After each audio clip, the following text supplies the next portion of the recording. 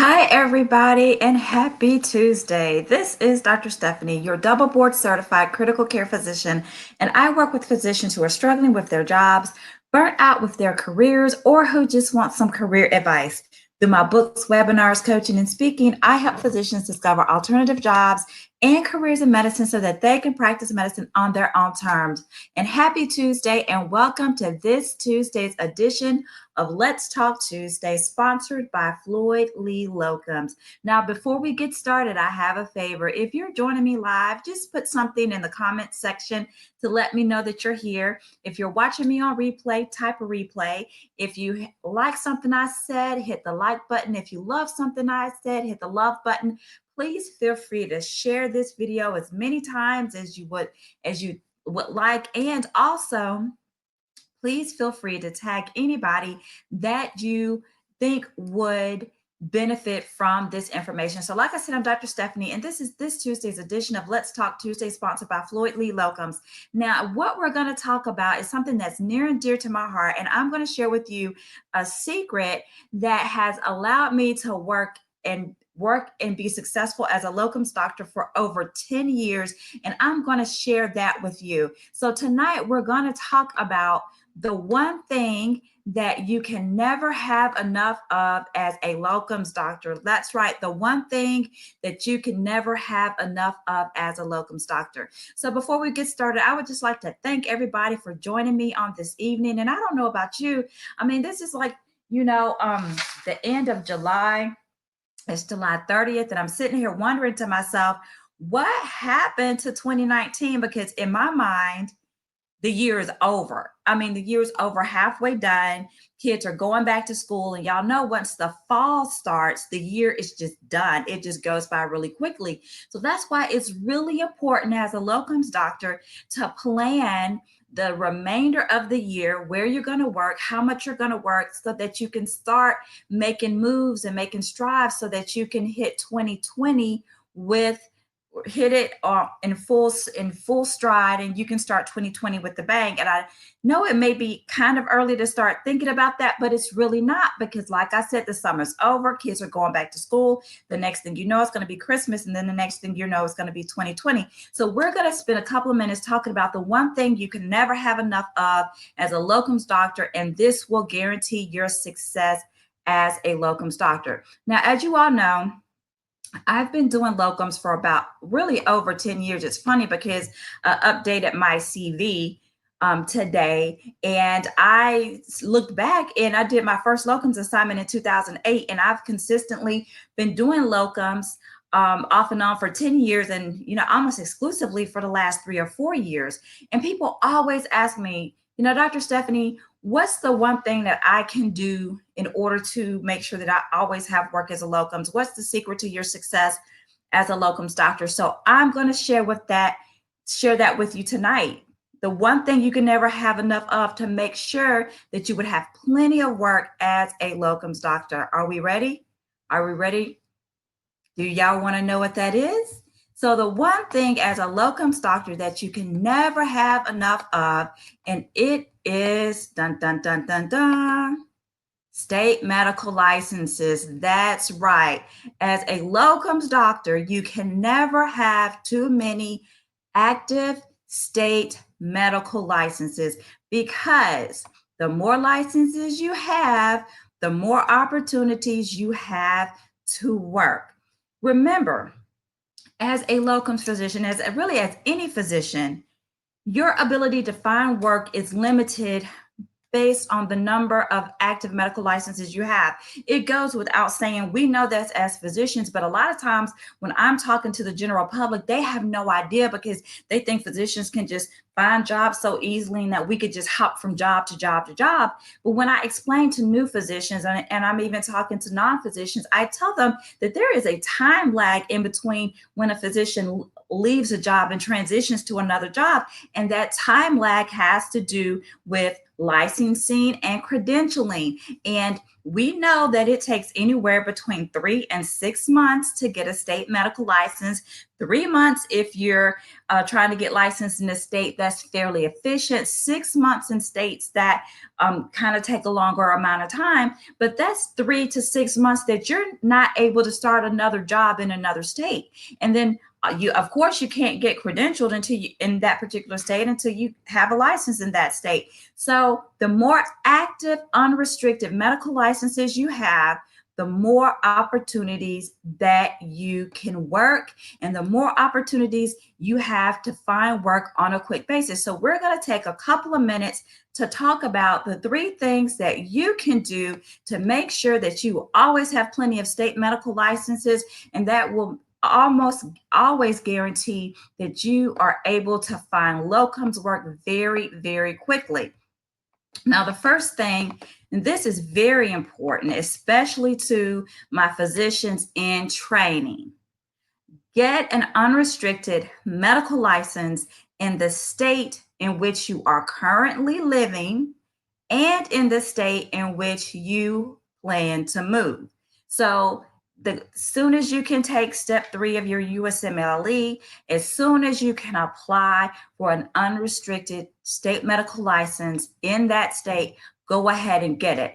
Because the sooner you have your unrestricted license, and if you're in a program as a resident or as a fellow that allows you to moonlight, you can start moonlighting. And what does that mean? That means you can start generating additional revenue. The quicker you have an unrestricted license, that means the quicker you can get a job as an attending physician when when your training is complete. So I tell all of my physicians in training, all of my residents, all of my fellows, get your unrestricted medical license as soon as you can. Take step 3 as soon as you can, and then apply for your unrestricted medical license, because you need that unrestricted medical license in hand so that you can start working, whether or not you could start doing some moonlighting during your training, or the sooner you have your unrestricted license, the sooner you're able to work as an attending physician when you finish up your training. And then you also need to get an unrestricted medical license in the states in which you plan to move. So a lot of people, relocate at the end of their training. And if you know that you're moving to another state, right after you finish training, you need to go ahead and apply for your unrestricted medical license in that state so that you have that license in hand so that you can get that job in hand. Because remember this, the sooner you have your unrestricted medical license, the sooner you can moonlight if that's allowed for you during your training, and the sooner you can start working as an attending. So get an unrestricted medical license in the state in which you're currently living, and get an unrestricted medical license in the states in which you plan to move. Now, I will tell everybody who is planning to move to Texas, start yesterday. It took me 7 months to get my Texas medical license.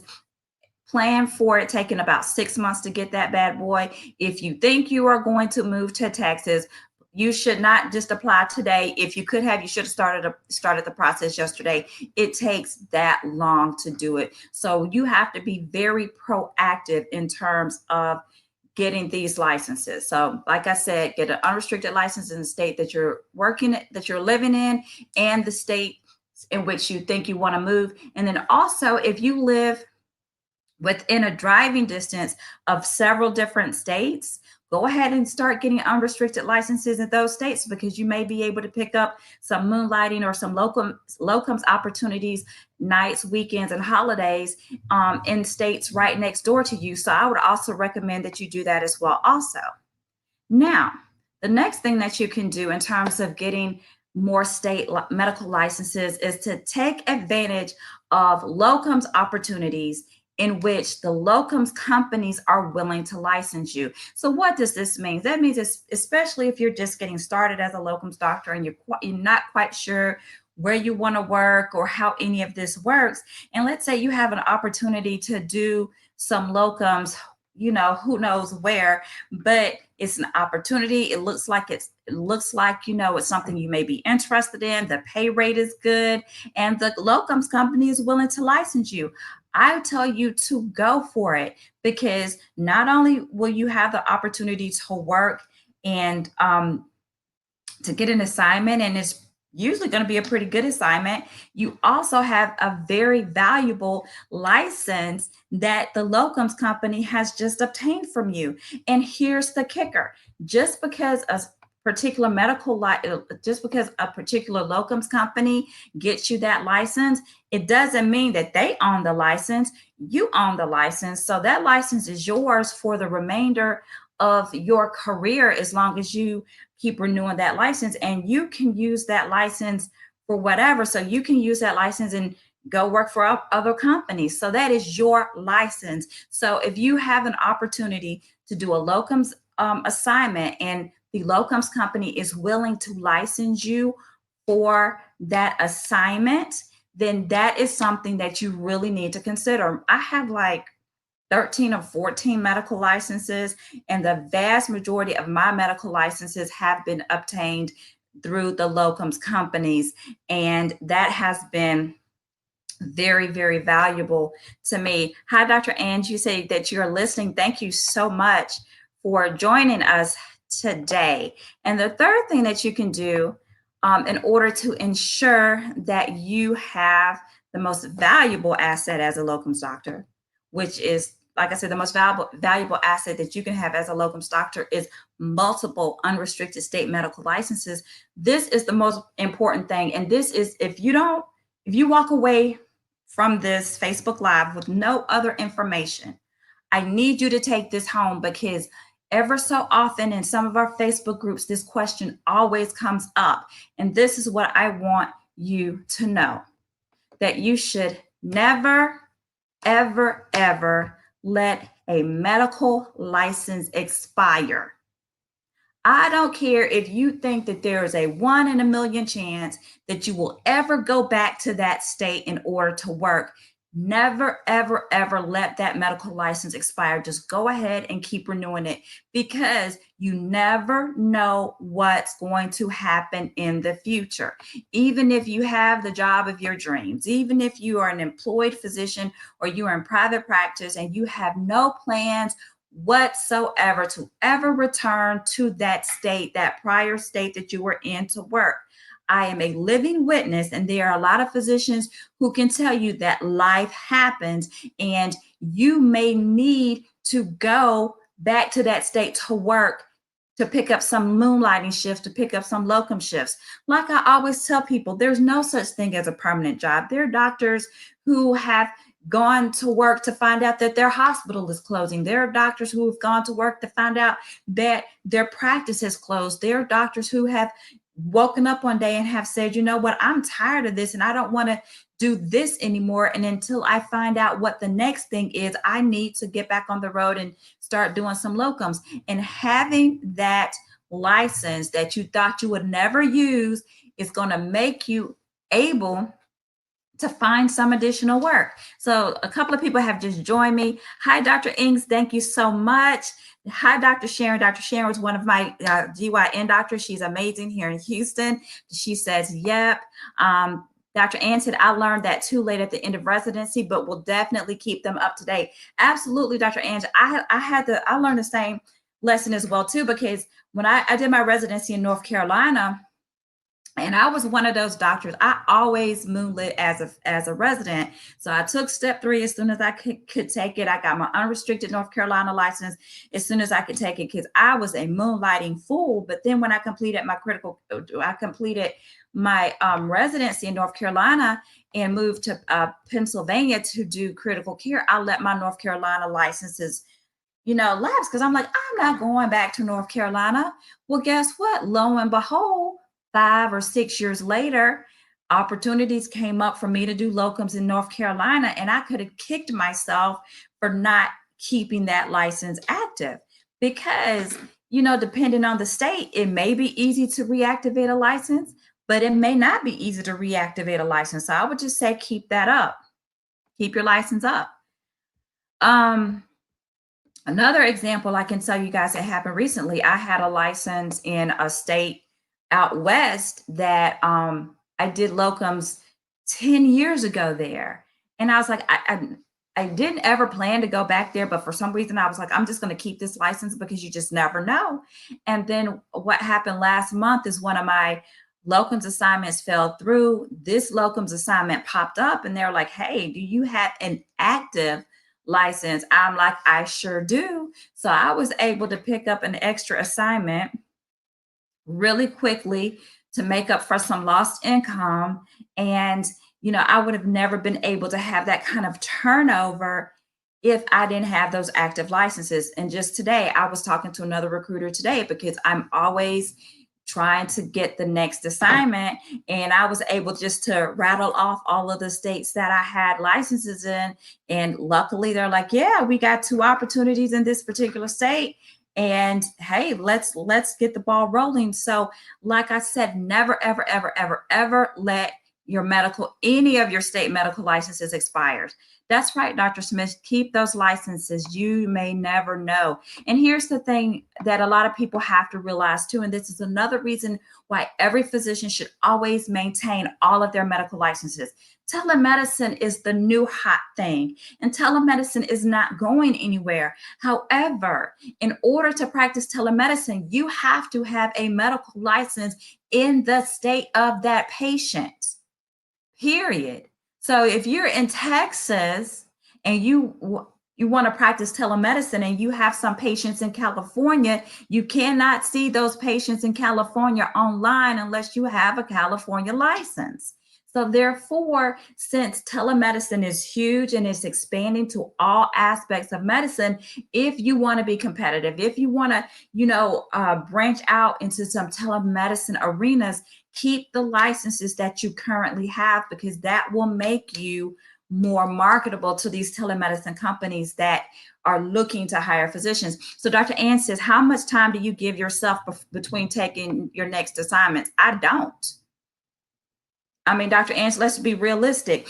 As a locums doctor, if you don't work, you don't get paid. I don't like having interruptions in my cash flow, so therefore I work.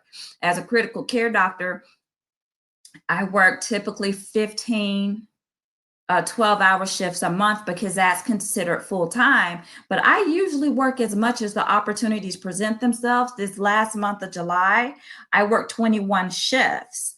And I'm glad I did, because some of the assignments that I had coming up in August fell through. So, I'm not going to work as much in August, but the 21 shifts I worked in July are going to offset that until I can ramp some things up. So I just give myself enough time to rest and recuperate.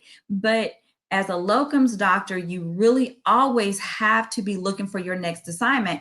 And like I always say, this is my favorite saying: your second job as a locums doctor is to find your next job as a locums doctor, because it's always a never ending thing. The nature of locums is consistently inconsistent, meaning that you work at the mercy of the places that need you. And because you are a temporary replacement physician, if they don't need you anymore, they're done with you. So in order for you to continue to have a revenue stream, you have to go to the next assignment, the next client, the next person that needs your services. So you always have to be in the job market. You always have to be looking. And like I said, your second job as a locums doctor is to find your next job as a locums doctor. And the way to make sure that you are able to find those next jobs is to get as many medical licenses as you can and keep every single one of them active. Ethel, hi, thank you for joining us this evening.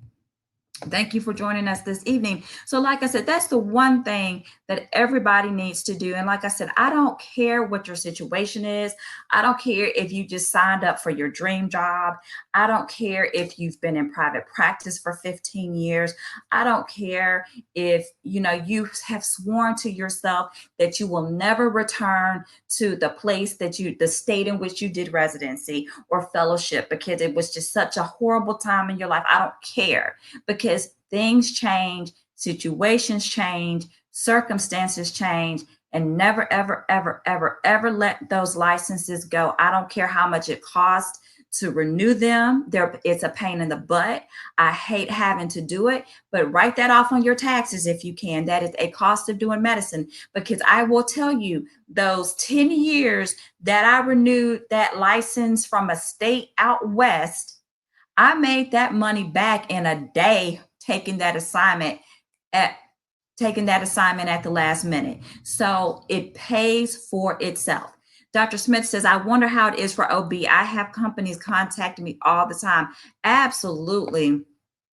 Dr. Smith, I would just recommend that you talk to a couple of the companies, see what they're talking about, tell them what it would take for you to do some assignments for them, because like I said, they need you a little more than you need them. So if the opportunity is the right opportunity, you may be able to work something out for them. So we're going to wrap this up. I really appreciate you guys hanging in there with me, but I want to just, for the people who have come on recently, just to kind of recap things, we're talking about the one thing you can never have too many of as a locums doctor. And we're talking about the fact that you can never, ever, ever have too many state medical licenses. And you need to do what you can to get as many active state medical licenses, as active, unrestricted state medical licenses as you can get. So the first thing for my people, my doctors who are still in training, my residents and my fellows, get an unrestricted medical license in the state you're currently living. Get that as soon as possible. As soon as you can take step 3, take step 3 and go ahead and apply for your unrestricted medical license, because that will allow you to be able to moonlight during your training if moonlighting is allowable. Get that license as soon as you can, because even if you can't moonlight, if you have an unrestricted medical license, as soon as you complete your training, you're able to go to work as an attending that much quicker, because you have that unrestricted active state medical license. And for those of you who are planning to move in the next 6 months, year, 1 year, go ahead and start the process. Get that active unrestricted medical license in this state that you are going to move to, especially if you're going to move to Texas, California, New York, Florida, the states that have a reputation of taking a long time to get. The instant you think that moving to one of those states is in your future, go ahead and get that license in hand. I know for a fact that a lot of locums companies who have assignments in Texas, they are required that you have a Texas medical license. They're not going to even try to talk to you. I've never seen a place in which they're going to license you for Texas, a place that's going to license you for California, a place that's going to license you for New York, a place that's going to license you for Florida. That's a no. And these states that take a long time, these companies want you to have a license in hand. So therefore, get that unrestricted license as soon as you can when you're in training, and then get it for any state that you think you're going to move to. The other thing is, if you have an opportunity to do a locums assignment and the locums company is willing to license you in that particular state, do it and take it, because it's a win-win situation. You're going to get a good locums assignment. You're going to have an opportunity to generate some income and to continue to work. And then you'll walk away with that very valuable locums assignment that you can use to work for anybody, in the future, because that's your license. Now you are the one that are going to have to continue to maintain it.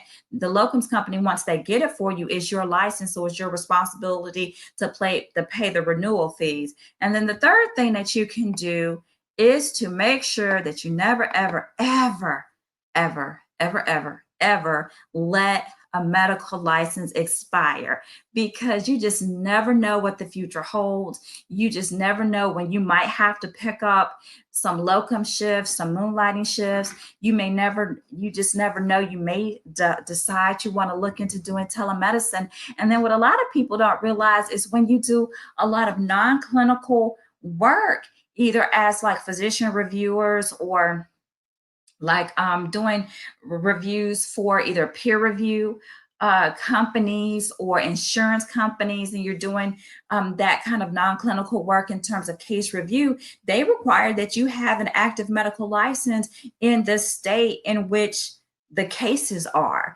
So you can't just think, oh, I'm in Texas and I can get a job as, a medical reviewer and review cases, let's say in Indiana. That doesn't work that way. Sometimes you're going to have an Indiana license because you're still practicing medicine, although it may be non-clinical. So a lot of your non-clinical jobs require you to be licensed in the states in which you're going to be doing the non-clinical work. So that's another reason why you want to always maintain your state medical licenses. Now, I would highly recommend for those of you who are interested in doing locums or just starting locums, I recommend that you contact the locums experts at Floyd Lee Locums, because these are people. Floyd Lee Locums is a concierge-based locums company in which they pay particular attention to meeting the needs of all of their physicians. I just came back from a locums assignment this past month with Floyd Lee Locums, and it was an excellent assignment. It's an excellent experience, and especially if you are new in the locums game and you kind of have to start from scratch in terms of, oh my God, this is my first time doing locums. I don't even have multiple licenses. I've never done this before. I highly recommend Floyd Lee Locums because they really take the time to walk you through the process, to answer all of your questions and your concerns, and to allay all of your fears about doing locums. So contact them now, www.floydleelocums.com. And Dr. Sharon says, you're right. I have a license in New York, and I get contacted by companies in New York for chart review. Absolutely. So and then Dr. Ann said, that's good to know regarding the cases. Absolutely. Because, you have to have those licenses, because once you think about it, even if you're doing chart review, you are kind of giving your medical opinion. So they want to make sure that you are a physician who is licensed and in good standing in that state. So like I said, the more medical licenses you have, the more career opportunities that you will be able to get. So that's why those licenses are something that you want to get and you want to hold on to. And even if you just get tired of what it seems like writing that check to that state medical board, keep doing it, because it will pay off in the long run. So thank you so much for joining me. I am Dr. Stephanie. Thank you for joining me for this Tuesday's edition of Let's Talk Tuesday, sponsored by Floyd Lee Locums. I'm so glad you chose to spend part of your Tuesday evening with me, and we will talk soon. Thank you so much. Bye-bye.